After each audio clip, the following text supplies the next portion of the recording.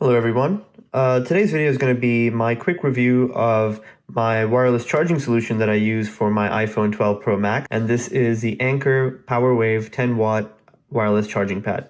So let's get started. So firstly, I got this pad mainly to use with my iPhone 12 Pro Max that I purchased about a month ago. And the main reason I got this pad was because the existing wireless charging pad I had only went up to, I think, 5 watts, which worked fine for my old phone, but for my iPhone, I wanted something that could charge it up at a faster speed. And for some reason, once I put a case on my iPhone, in my case, I have the Spigen Ultra Hybrid case, which I've reviewed yesterday, but as soon as I put that case on and I tried to charge it with my old charger, it wasn't working at all.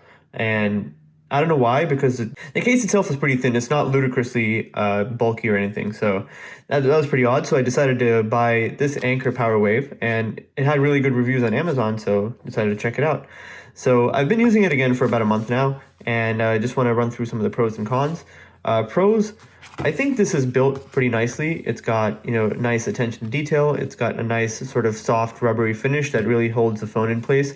The rubbery finish also extends to the bottom, and because of that, when you have it on a nightstand, it doesn't slide around. My other previous wireless charger didn't really have a proper rubberized base, so it would slide around all the time, which was pretty annoying. One thing to note is that this does not have MagSafe. It is a simple Qi charger, so it should work fine with any of your smartphones that support wireless charging. It just does not have MagSafe, so it doesn't magnetically attach to your new iPhones, whether it's the iPhone 12 or the 12 Pro. But again, I personally did not need a MagSafe charger, so that's why I went with this, and MagSafe chargers are way more expensive. It also did come with an included cable.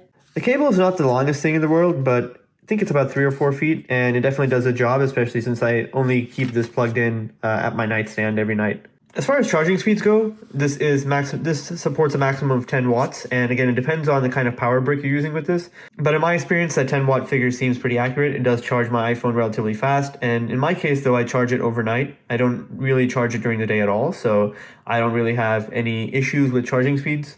But just wanted to let you guys know that it's 10 watt maximum wireless charging. So if you do have a phone that you want to charge really fast wirelessly, I would recommend you look elsewhere.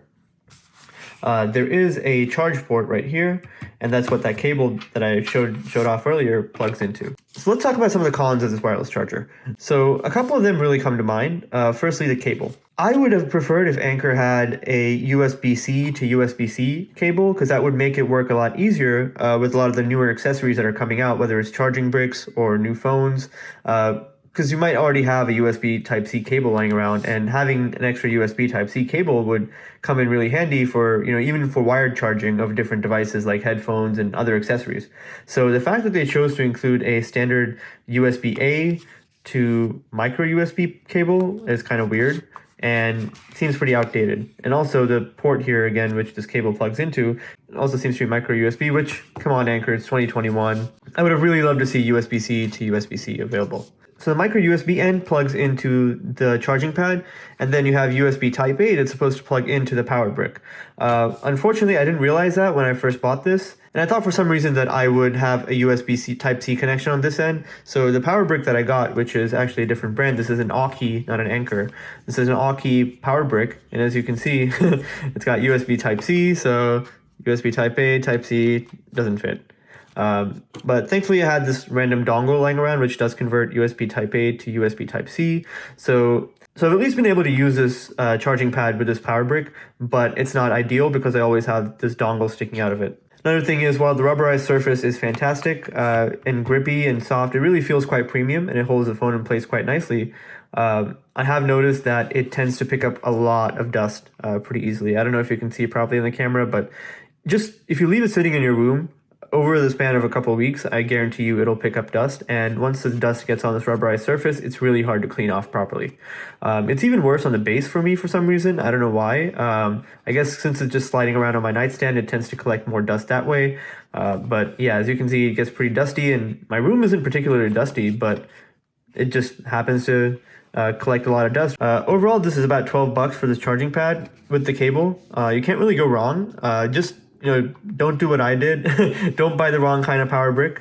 Either make sure you buy something that supports USB-A, or you might already have a USB-A power brick lying around. Just make sure it's capable of 10 watts of power.